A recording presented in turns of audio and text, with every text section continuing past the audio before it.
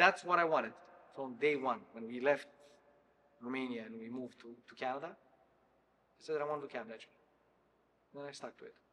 And it never changed. There was nothing else. Yeah, I added the motorcycles, the boat, the Sea-Doos, the whatever. But that was like just a little something just to keep me going with cabinetry, because I think, that's what I thought, that if I keep on doing only cabinetry, maybe I'll get bored at one point of it.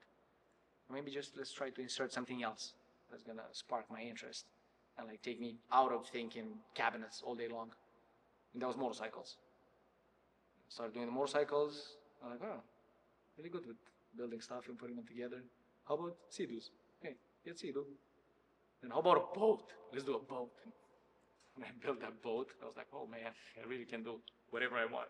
If I want to do it, I'll do it. So, but the plan was always cabinetry. Build a shop and make it as big as it's going to be.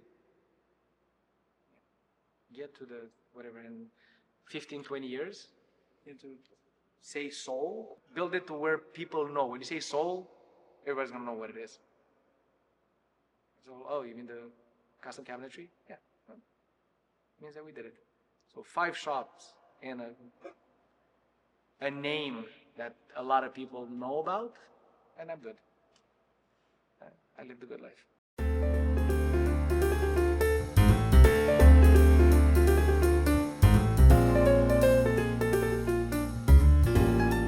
Could correct everything that's on site by remaking whatever cover or a piece that needs to go there to essentially copy the defect that causes the problem.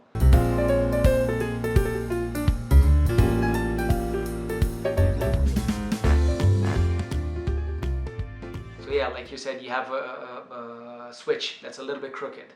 You can make a plate that's perfectly rectangular, square, and leveled, but have the opening in which the switch goes copy the crookedness of the actual switch. So the overall assembly is going to look perfect.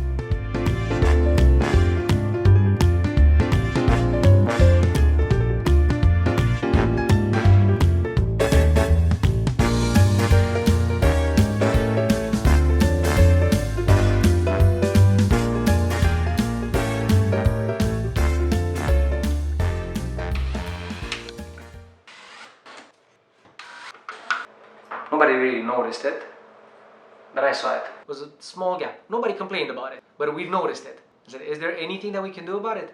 Yeah, just measure exactly what would go over that little gap or little space and just 3D print it. And again, there should be the ends that I showed you in the truck, the metal ones, but they don't look good. And they're not really going to work either. So now with my custom caps, I'll go. You can make it as precise as you want. And again, I wouldn't build something by 3D printing it, but I would address small issues or small defects could be corrected using 3D printing.